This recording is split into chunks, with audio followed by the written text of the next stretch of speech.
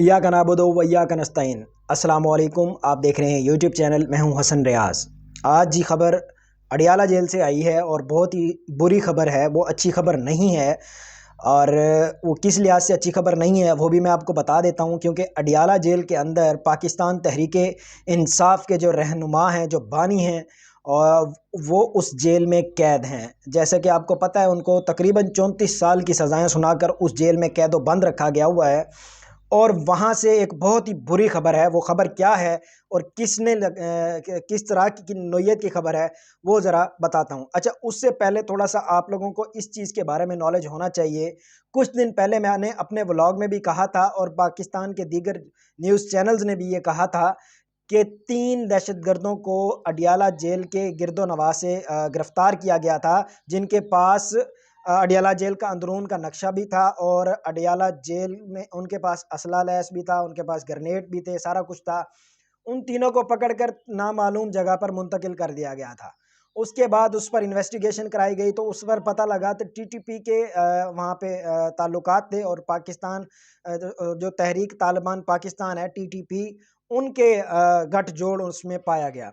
अब सवाल ये पैदा होता है कि उनको अडियाला जेल में मुकीम इमरान खान से क्या इश्यूज़ हैं, ये तो बड़े इदारे ही बेहतर जानते हैं। अच्छा, इसी चीज़ को मद्देनज़र रखते हुए अडियाला जेल के गिरदोनवाह के सारे इलाकों के अंदर बड़ी सख्त सिक्योरिटी कर दी गई थी और सर्च ऑपरेशन किया गया था, जिसकी बिना पर इसी की बिना पर कि इनके और साथी या कुछ भी ऐसा हमें मवाद ना मिले जिस पर को खुदा ना खास्ता अडियाला जेल पर अटैक किया जा सके। ज़ाहिर सी बात है, जिनके पास अंदरून का नक्शा है, क्योंकि ये जेलें जो होती हैं ना जी, ये आए दिन ये अपने नक्शे चेंज करते रहते हैं अंदर से।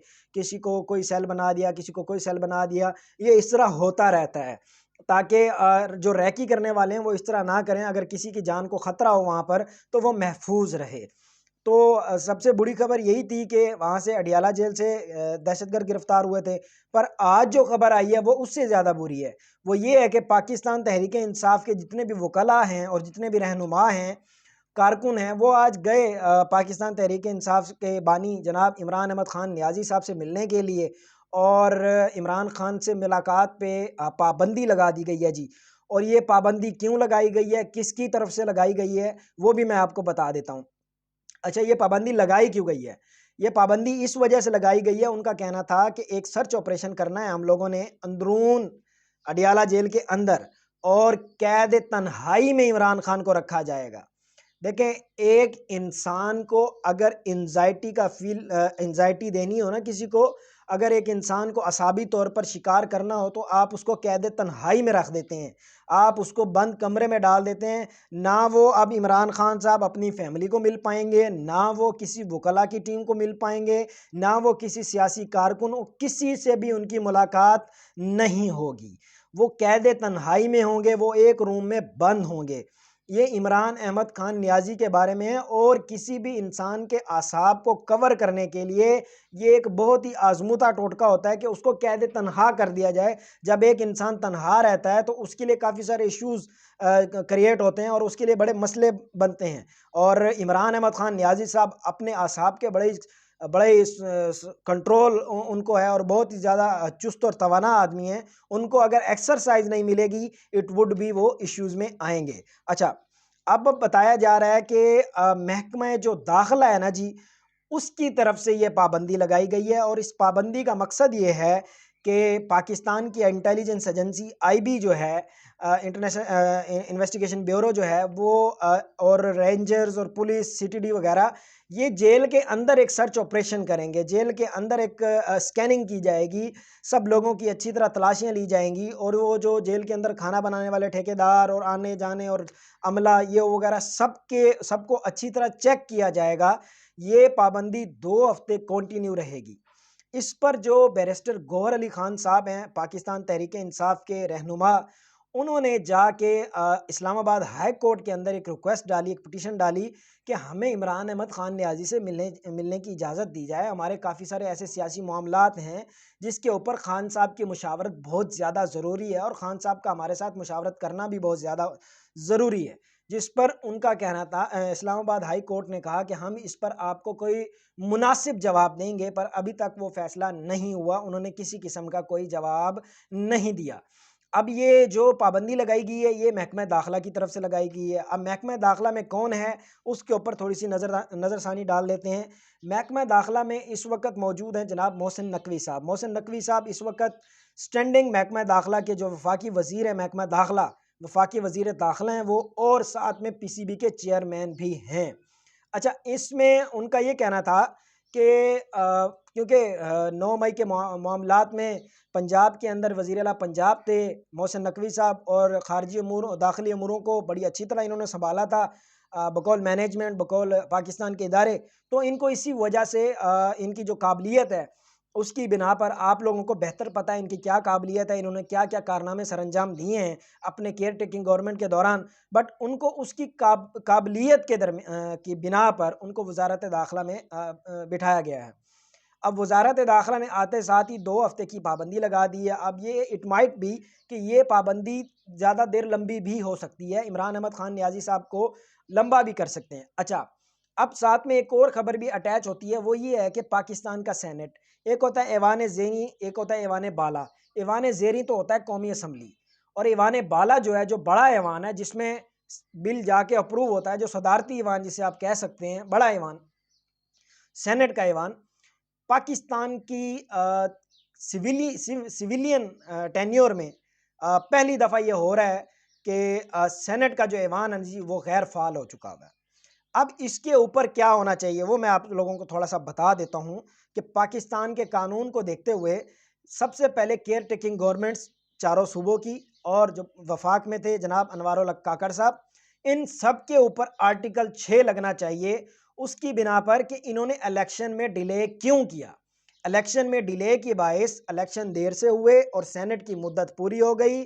चेयरमैन सेनेट, डिप्टी चेयरमैन, सब के सब लोग रिटायर्ड होकर अपने घरों को जा चुके हैं, और पाकिस्तान की सियासत और पाकिस्तान के कानून में ये एक ब्लैक टाइम गुजर रहा है जिसमें सेनेट फाल ही नहीं है। पाकिस्तान का सेनेट है ही नहीं, उसका सेशन ही नहीं हो पा रहा।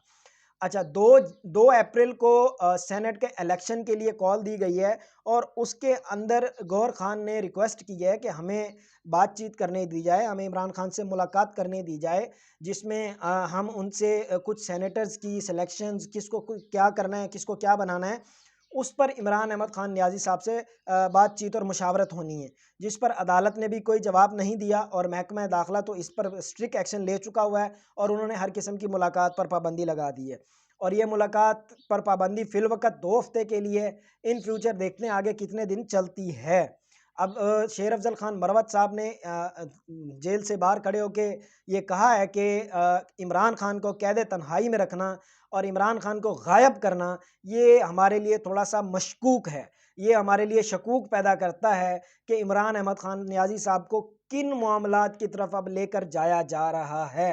खुदा ना ख़ास्ता इमरान खान की जान को ख़तरा है, इमरान खान को कुछ हो जाता है, कोई भी मसले मसाइल होते हैं, जिस पर शेर अफ़ज़ल ख़ान मरवत साहब ऑलरेडी रेड अलर्ट जारी कर चुके हुए हैं, और वो रेड अलर्ट यही है कि आप कह लें कि उसमें उनका ये कहना था कि अगर इमरान अहमद खान नियाज़ी साहब के बाल भी बिका होता है तो हम उसका बदला लेंगे।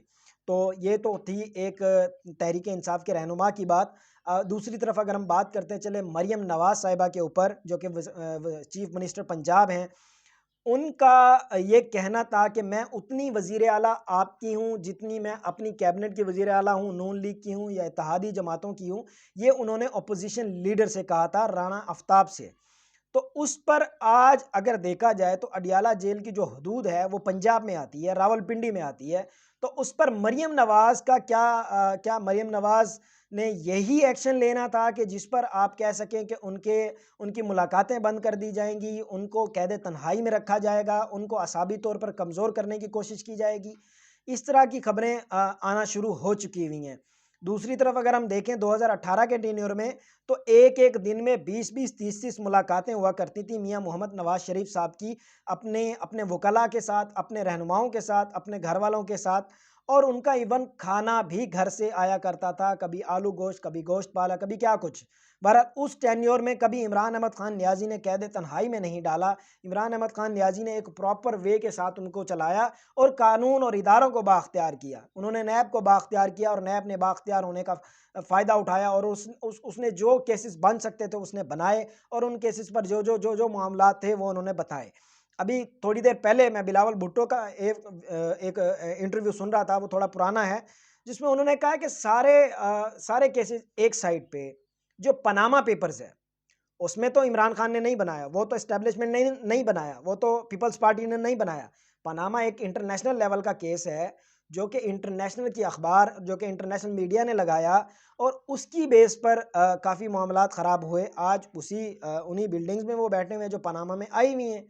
तो काफ़ी सारे ऐसे सवालात हैं जिन लोगों के ऊपर कल को काफ़ी ज़्यादा केसेस थे, आज वही पाकिस्तान के हुक्मरान जमातों में पाकिस्तान में हुकूमत कर रहे हैं। होप्स जो कि पाकिस्तान के लिए अच्छा होगा, आने वाला फ्यूचर पाकिस्तान के लिए अच्छा हो, और उम्मीद करते हैं कि इंशाअल्लाह पाकिस्तान तरक्की करेगा, दिन दुगनी रात चुगनी। अभी तक के लिए इतना ही। अल्लाह हाफ़िज़।